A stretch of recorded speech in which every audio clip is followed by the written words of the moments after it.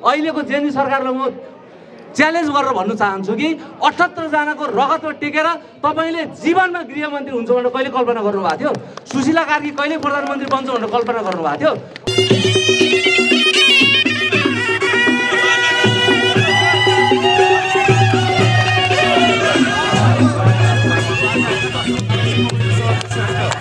अझै श्रेष्ठ अवसरवादी, अझै श्रेष्ठ 2 जिब्रे भनेर भन्नुभयो। मैले उहाँहरूलाई त्यो रिप्लाई पनि दिन्थेँ, 2 जिब्रे होइन 77 जिब्रे हो म। यो देश बनाउने अर्को शक्ति भनेको रवि लामिछाने हो, जसले 21 सिट ल्याएर आज पुरै देश बढी पुरानो राजनीति गर्ने शक्तिको तरङ्गित बनाइदिएछ। भन्नुहुन्छ भने साँच्चीकै एमाले र काङ्ग्रेस भनेको दुई किनारा हो। यिनीहरू कुनै सिद्धान्तले नमिल्ने मान्छेलाई रवि लामिछानेले मिच्यु बनाइदिएछ। ठक यस्तो तरिकाले त अब हामी बाँच्नु हुँदैन। साँच्चीकै यिनीहरूको पराकाष्ठ गरेर अब हामी यिनीहरूलाई लखेटेर आउनुपर्छ। अब राजनीतिमा छिर्ने, यो गर्ने ऊ गर्ने भन्ने र आएको मान्छे म त हुँदै होइन। मैले मेरो श्रीमतीलाई पनि सँगै लिएर आएको छु है, मेरो श्रीमतीलाई पनि सँगै लिएर आएको छु। कारण चाहिँ के थियो भने मेरो मिसेसलाई चाहिँ एकदम नसोचेको रोगले छोप्यो, मलाई थाहै भएन। अनि साँच्चीकै 2055 सालको 12 गते हामीले लभ म्यारेज गरिराखेका थियौँ। अनि हामीलाई त्यो माया प्रेम भन्ने कुरा कस्तो हो मेरो मिसेस पछि मात्रै मलाई थाहा भयो होइन। अनि 27-28 वर्ष लामो प्रेम सम्बन्धमा मैले मेरो मिसेसलाई झन्डै गुमाउनु पर्यो। यो राज्यको कारण रहेछ। मैले कहीँ पनि त्यो सुविधाहरू केही पनि पाएन र टिचिङ हस्पिटलमा म एकदम भौतारे कराएँ उफ्रेँ होइन, तर सहारा कहीँ पनि पाएन र सबै आफ्नो तरिकाले टाउको फर्काउने। त्यस कारणले गर्दाखेरि यो राज्यमा गर्ने मान्छेहरूको काम के रहेछ त? यो राज्य साँच्चीकै त्यो जनता म रहेछु र यो एउटा उदाहरण रहेछ। यस्ता हजारौँ मिसेसहरू, हजारौँ बच्चाहरू सबै गुमाएर बसिराखेको रहेछ जुन खालको रोगले। त्यो राज्यसँग संयन्त्र नहुँदाखेरि आज हामीलाई पीडा दिएर राखेको यो मुलुकलाई चलाउने मान्छेले आज यसो लाग्छ तपाईँहरूलाई पनि 30-35 वर्षदेखि यो देश हाँकिराखेको, तर किन हामी यस्तो चाहिँ पीडामा बस्नु पर्दाखेरि उहाँहरूको कारणले रहेछ भन्ने मैले बुझेँ।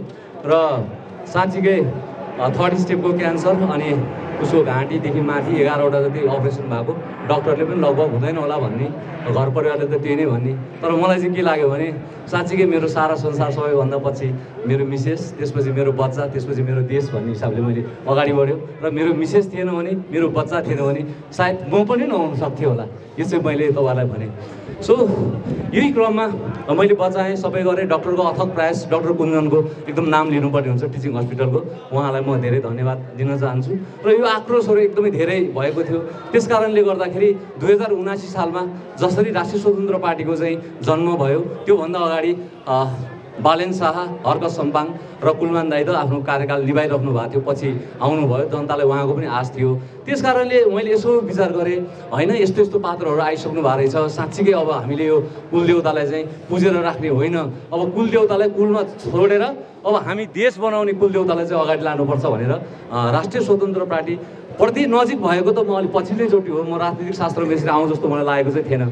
तर अब जस्तो रवि लामिछाने दाइले राष्ट्रिय स्वतन्त्र पार्टीको परिकल्पना गर्नुभयो, रवि लामिछानेको परिकल्पनामा राष्ट्रिय स्वतन्त्र नाम बस्यो, त्यसपछि घन्टी चिन्ह पायो, त्यही घन्टीको मन्दिर अगाडि म अहिले आइराखेको छु। त्यस कारणले आज यो धेरै वितृष्णा, धेरै यो जनताप्रति गरेको दमन, यो सबै कुराले पराकाष्ठ भइसकेपछि म साँच्चीकै हामी युवाहरू अब युनाइटेड भएन भने, साँच्चीकै देश बनाउने पार्टीमा हामी एकजुट भएनौँ भने हामी हामीलाई 50 वर्ष पछि यिनीहरूले धकेल्छ, देशै रहन्छ कि रहँदैन भन्ने अवस्था पनि आइसकेको कारणले गर्दाखेरि अब ठ्याक्कै मैले तपाईँहरूलाई अभियानमा मैले के भनेको थिएँ, हिजोसम्म म स्वतन्त्र अभियान थिएँ, सडकमा कराएँ, हरेक ठाउँमा कराएँ, बिरामीको अगाडि कराएँ, धेरै चिच्याएँ। त्यस कारणले हिजो मैले कसरी बोलेँ सबैको मनोभावना मैले बुझ्दै गर्दाखेरि म आफू चाहिँ किन पीडामा चाहिँ त्यसरी चिच्याएको थियो भने साँच्चीकै म एउटा मोबाइल व्यवसाय हो, मेरो चाहिँ न्यू रोडमा पसल छ। 2056 सालमा मेरो दर्ता हो भने 2052 सालमा मैले न्यू रोडमा मैले छिरेर एउटा गाउँबाट आएर मैले स्ट्रगल गरेर म यहाँसम्म आइपुगेको हुँ। त्यस कारणले साँच्चीकै न्यू रोडले बालेनले न्यू रोड बनाउँछु र न्यू रोडको राम्रो परिकल्पना गरेर बालेन आउँदाखेरि साँच्चीकै धेरै त्यहाँ चाहिँ ठेक्कापट्टा पाइरहेको, सडकको पैसा उठाइरहेको धेरैले चाहिँ बालेनलाई विरोध गरेर अवरोध गरेर कालो झन्डा देखाएर त्यहाँ लखाटे कामहरू भयो र मलाई त अचम्म लाग्यो कि हस्पिटलमा गयो सेवा पाइँदैन, कहीँ गयो सेवा पाउँदैन। एउटा केटो आएको छ काठमाडौँ बनाउँछु भनेर त्यसैलाई पनि लखाट्छ, रवि हेऱ्यो रविलाई पनि लखाट्छ। यो के तानासा यो कस्तो देशमा रहेछ जन्म। थक यस्तो तरिकाले त अब हामी बाँच्नु हुँदैन। साँच्चीकै यिनीहरूको पराकाष्ठ गरेर अब हामी यिनीहरूलाई लखेटेर आउनुपर्छ भन्ने खालको अभियान मैले जुन दिनमा उठेर म आएँ, त्यसपछि मैले साँच्चीकै त्यो 10,000 मान्छेसँग एक्लै जुधेँ। मलाई काटकुट पारेर यो काटेर ढलमुनि मिसा, नत्र भने म बालेनलाई यो ठाउँमा काम गर्न दिन्छु, बालेनलाई कसैले रोक्नु सक्दैन भन्ने दिनमा चाहिँ साँच्चीकै त्यो क्यामेरा तपाईँहरू पनि भागाभाग भएकै दिनमा साँच्चीकै मैले बोल्दाखेरि 100 क्यामेराहरू त्यहाँ जम्मा भएको थियो। त्यसै दिनको 3 बजेबाट चाहिँ मेरो भिडियो पनि पुरै भाइरल हुनु गएछ। त्यसपछि मैले सोधेँ हिजो चौतारामा गराउँथेँ होला, म चिया पसलमा गराउँथेँ होला, तर आज मैले कराएको कुरा चाहिँ लाखौँ जनताले चाहिँ सुनिसकेको छ। अब म बस्नु हुँदैन, उठ्नुपर्छ भनेर निरन्तर म अगाडि बढेँ। त्यस कारणले बढ्ने क्रममा अहिले मैले के पनि सोचेको थिएँ भने त्यसपछि मैले अब साँच्चीकै 2084 को हामी मिसन 2084 को भनेर टार्गेट गरेर बसेको थियो, तर यो जेनजीको आन्दोलनले यो मिसनलाई चाहिँ 82 मै ल्याइदिएको छ। त्यस कारणले मैले हिजो पनि मैले भनेको थिएँ भने मैले छानेको उत्कृष्ट पार्टीमा म प्रवेश गर्ने हो, तर त्यो चाहिँ म साँच्चीकै चुनाव हुनुभन्दा 3 महिना अगाडि मात्रै प्रवेश गर्छु, म सबै अध्ययन गरेर चाहिँ प्रवेश गर्छु भनेर मैले तपाईँहरूको मिडियामा वाचा पनि गरेको थिएँ। त्यस कारणले अब यहाँ धेरै साथीहरूले मलाई कम्प्लेन पनि गर्नुभएको छ र केही साथीहरूले नयाँ पार्टी खोल्नु भएको छ, जस्तो कुलमान दाईको नैतिक हिसाबले एकदमै सपोर्टर हुँ म, एकदमै उहाँलाई काँधमै बोकेर हिँड्नु सक्छु। धेरै साथीहरूले प्रश्न गर्नुभएको थियो, साँच्चीकै प्रशासन चलाएर आएको मान्छेले यो देश चलाउनै सक्दैन, लेखेर जान्छु भनेर तिनै त्यो किताब पढेर आएको। साँच्चीकै अहिले यो माइक पायो भने यिनीहरूले 7 घन्टा बोल्नु सक्छ कि, काम गर्यो भने सिङको पनि भाग्दैन यिनीहरूले क्या। त्यस कारणले यिनीहरूले भन्थ्यो कुलमान दाईले काम गर्नु सक्दैन भन्थ्यो। आज तिनै कुलमान दाईले हेर्नुहोस् हरेक रोडमा रातको होलाइजन राइट बालेर डोजर राखेर तीव्र गतिमा 5 वर्ष यिनीहरूले नगरेको चिजमा हाम्रो बा आमा सबै त्यही बाटोमा अल्पत्र भएर सास छोड्नुसम्म बाध्य थियो। यिनीहरू निरे भएर त्यहाँ हेरेर बस्थ्यो। सुत्केरी महिलाहरू त्यही डेलिभरी हुनुपर्ने अवस्था। तर दाइको आगमनले ती सब सडकहरू आज 3 महिनामा तीव्र गतिमा बन्दैछ भने साँच्चीकै यहाँ कानुनको तपाईँहरूले चाहिँ राजनीतिको ठेली पढेर होइन, देश बनाउने कुरोमा आउनुपर्छ। साँच्चीकै यो जति मैले मिडियामा अहिले कुरा गर्दैछु, भोलिदेखि म एउटा कामको जिम्मेवारी लिएर म आफ्नै हिसाबले देशव्यापी रूपमा चाहिँ एक किसिमले युनाइटेड हुनुपर्छ भन्ने अभियानमा म अझै जाँदैछु। त्यस कारणले यहाँ किन कुलमान दाईको उज्यालो नेपालमा अझै श्रेष्ठ केन्द्रीय सदस्य लिएन, अर्थात् एउटा पदको कुरा गर्थ्यो होला। अर्को चाहिँ माटो हाम्रो संस्कृति पार्टी हर्क सम्पाङ्गज्यूको माटोकोमा पनि मैले धेरै बोलिराखेको हुन्थ्यो। म चाहिँ किनभने तपाईँहरूले कति मलाई चाहिँ यही मिडियाका साथीहरूको कमेन्टमा तल पनि आयो होइन, अझै श्रेष्ठ अवसरवादी, अझै श्रेष्ठ 2 जिब्रे भनेर भन्नुभयो। मैले उहाँहरूलाई त्यो रिप्लाई पनि दिन्थेँ, 2 जिब्रे होइन 77 जिब्रे हो म, किनभने मलाई 77 जिल्लाको 77 खतरा मान्छे चाहिएको छ। त्यस कारणले 2 जिब्रेले मलाई पुग्दैन है, 77 जिब्रे मलाई चाहिन्छ भनेर मैले त्यसरी अभिव्यक्ति पनि उहाँलाई दिने गरेको थियो। त्यस कारणले मैले राम्रो काम गर्दाखेरि सबैलाई हिजो बोकेकै हो र बालेनलाई पनि बोकेकै हो। आज बालेनलाई, कुलमानलाई, हर्कलाई सबैले छोडेर तपाईँ किन राष्ट्रिय स्वतन्त्र पार्टीमा जानुभयो? तपाईँ त अवसरवादी कि क्या हो भनेर मलाई उहाँहरूले आरोप लगाउनुहुन्छ होइन। त्यस कारणले मैले पनि उहाँहरूलाई भन्ने कुरा चाहिँ के हो भने हामीले लाख कोसिस गर्दा पनि उहाँहरूलाई एक ठाउँमा ल्याउनु सकिएन। हेर्नुहोस् है, भिरमा जाने गाईलाई राम राम भन्नु सकिन्छ, काठ थाप्नु सकिँदैन। त्यस कारणले तपाईँहरूलाई राम्रोसँग थाहा छ, आज मलाई रवि दाईको एकदम कमी महसुस भइरहेको छ। मलाई मात्रै होइन, सारा नेपाललाई। साँच्चीकै वास्तवमा भन्ने हो भने रवि दाईलाई गरिएको प्रतिशोध हिजो यही घन्टी घरमा कार्तिकको 2 गते 3 गते होला, म घरबाट लाइभ हेर्दै थिएँ। हेरिसकेपछि ल रवि लामिछानेले प्रभाव गर्दैछ, मलाई अचम्म लाग्यो। यो संसारै लुटेर बसेको नेताहरू, उनीहरूलाई केही पनि छोएको छैन। रवि लामिछानेले के बिगार्यो? 2079 मा चाहिँ उहाँको इन्ट्री भएको छ, भर्खर 1.5-2 वर्ष पनि भएको छैन, अनि उहाँलाई त पक्राउ गर्ने भनेर भन्छ। भनिसकेपछि तपाईँको बेलुका चाहिँ पुरै भिडियो भाइरल भयो, हेर्दाखेरि घन्टी घर पुरै छेकिएको रहेछ। भनेको अर्थात् त्यो चाहिँ तपाईँको घन्टीको सदस्य नभएका मान्छे पनि हामी जस्तो स्वतन्त्र अभियन्ताहरू चाहिँ यहाँ आएर जम्मा भएको रहेछ, बा आमा काका काकीहरू। त्यसपछि मेरो मनमा के लाग्यो, हिजोको दिनसम्म मात्रै बालेनलाई मैले बोकेर हिँडेको मान्छे भनेको मतलब उसको राम्रो कामलाई असाध्य प्रशंसा दिएर एउटा इनर्जी दिएर बसिरहेको मान्छे। हेर त, यो देश बनाउने अर्को शक्ति भनेको रवि लामिछाने हो, जसले 21 सिट ल्याएर आज पुरै देश बढी पुरानो राजनीति गर्ने शक्तिको तरङ्गित बनाइदिएछ। भन्नुहुन्छ भने साँच्चीकै एमाले र काङ्ग्रेस भनेको 2 किनारा हो। यिनीहरू कुनै सिद्धान्तले नमिल्ने मान्छेलाई रवि लामिछानेले मिज्यू बनाइदिएछ। हामीलाई थाहा छैन, हिजो त्यहीँ बसेर केपी ओलीजीले शेरबहादुरजीलाई के भन्नु, तिम्रो यो बुढो रुखलाई किन पानी हाल्नु? अब युवाहरूलाई हाल्नुपर्छ भनेर उहाँहरूले हामीलाई यसो सेन्टिमेन्ट्सको कुरा दिन्थ्यो नि होइन, उहाँहरू त कहिल्यै नमिल्ने। तर रवि लामिछानेले जुन किसिमको गृहमन्त्री उहाँले भन्नुभयो त्यो 1 कार्यकाल 2 कार्यकाल 2 महिना 1 महिना त्यसमा उहाँले जुन कदम चाल्नुभयो 25वटा फाइल, त्यो 25वटा फाइलमा चाहिँ यस्तो खालको थियो कि 60% भ्रष्टाचारीहरू भित्र बस्नेवाला थियो। आज यो देशलाई 27 खर्ब लोन छ, लेखेर राख्नुहोस् तपाईँहरूलाई म भन्छु। 27 खर्ब लोनमा हरेक जन्मिने बालकको चाहिँ 1 लाख रुपियाँ टाउकोमा के अरे लोन बोकेर जन्मिन्छ। यो कसले गरायो? यो सबै यिनीहरूले गराएको। त्यस कारणले गर्दाखेरि यो फाइल मात्रै भित्र आज खोल्नु पाएको भए म भन्छु धेरै त होइन 70-80 खर्ब आउँथ्यो के। 27 खर्ब लोन तिरेर त्यो 50 खर्बले यो देश त समृद्ध नेपाल बनिसक्यो अहिले। भनिसकेपछि केही मान्छेलाई लगेर यिनीहरूले थुनेको होइन त, होइन भने रवि लामिछानेले प्रतिशोध, होइन भने हिजो एमालेको प्रधानमन्त्री कङ्ग्रेसको गृहमन्त्री, तपाईँलाई थाहा छ अझै पनि न्याय अदालतमा टेबल मुनिबाट चल्छ होइन, सम्पूर्णलाई मुद्दाहरू परेको तपाईँले अनुभव गर्नुभयो होला। त्यस कारणले गर्दाखेरि यहाँ प्रतिशोध हो।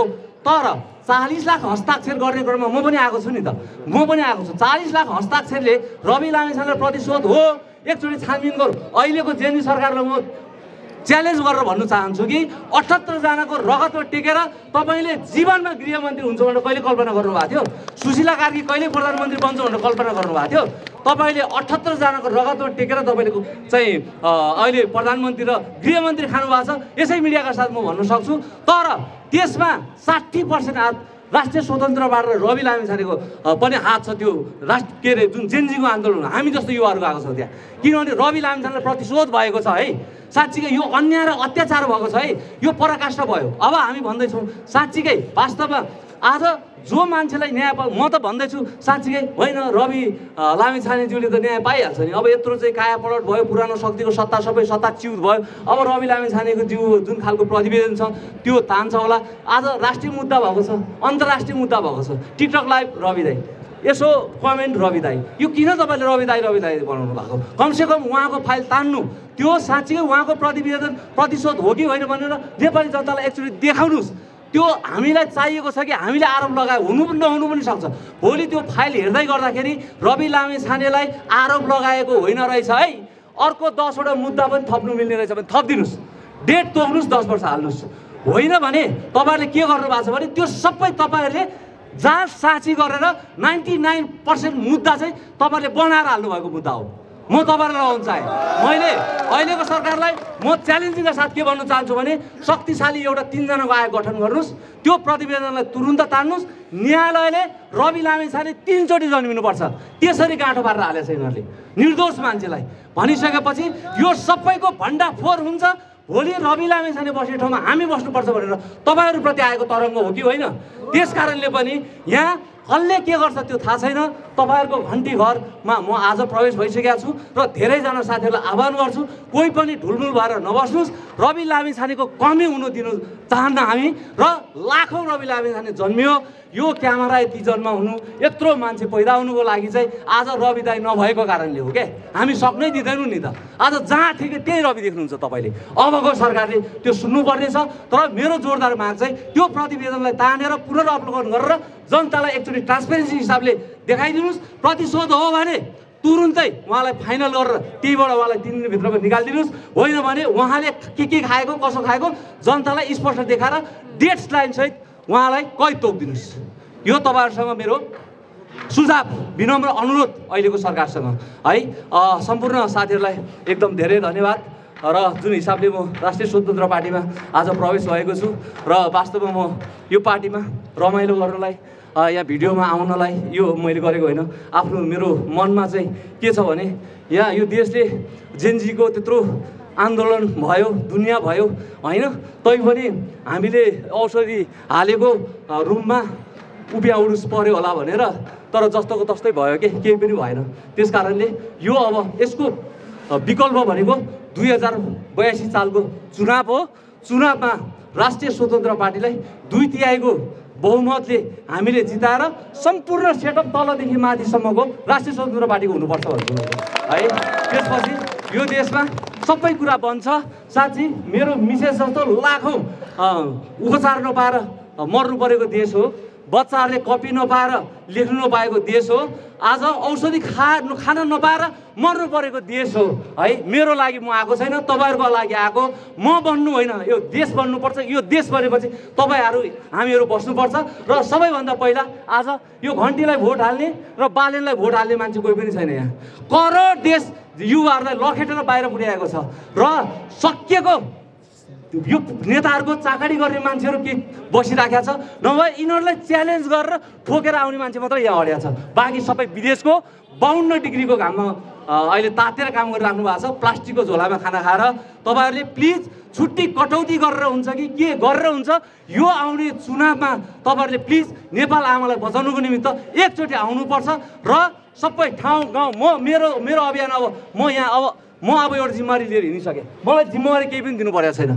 मैले नेपाली जनतालाई कसरी हुन्छ यसपालि घन्टीलाई बहुमत दिएर साँच्चीकै यो सरकार आगामी सरकार चाहिँ राष्ट्रिय स्वतन्त्र पार्टीले चलाउनु पर्छ भन्ने हिसाबले म 77 जिल्लामा मोटिभेसनको लागि म अब मेरो तीव्र गतिमा म निस्किन्छु। देशव्यापी रूपमा निस्किने मेरो चाहना पनि छ। त्यस कारणले यहाँहरूलाई एकदम धेरै धेरै धन्यवाद। र जो साथीहरू ढुलमुल परेर बस्नु भएको छ, के गरौँ भएर बस्नु भएको छ भने किता क्लियर छ, केही सोच्नु पर्दैन। धेरै अध्ययन गरेर कराएर उफ्रेर कहीँबाट केही पनि नभइसकेपछि म राष्ट्रिय स्वतन्त्र पार्टीमा आएको छु र मेरो रोजाइ भनेको एमाले हुन सक्दैन, काङ्ग्रेस हुन सक्दैन, माओवादी हुन सक्दैन।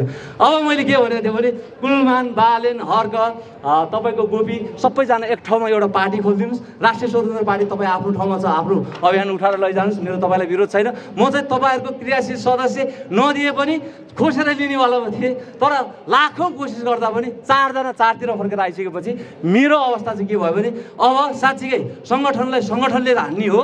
त्यस कारणले यो सङ्गठनलाई बृहत सङ्गठन बनाएर हामी राष्ट्रिय स्वतन्त्र पार्टीलाई चाहिँ ठुलो पार्टी बनाएर लिएर जान्छौँ। त्यस कारणले मेरो विरोध चाहिँ सम संस्कृति पार्टीलाई हुँदैन, मेरो विरोध चाहिँ हाम्रो चिमलाई पनि हुँदैन। साँच्चीकै भोलि एमालेलाई फुत्त भोट हाल्ने मान्छे अनि ठाउँै छैन होइन। घन्टीलाई त कोहीजना साथीहरू मनै पराउनु हुँदैन, उहाँलाई त उठाउनै सक्नुहुँदैन। निधाएको मान्छेलाई चाहिँ जुरुक्क उठाउनु सकिन्छ, नाटक गर्ने मान्छे उठाउनु सक्दैन। अब जति भयो बुझ्दैन त्यो मान्छेहरूलाई चाहिँ बरु कमसेकम हाल्नुहोस्, तपाईँलाई मन पराएको नयाँ शक्तिमा भोट हालिदिनुहोस् है।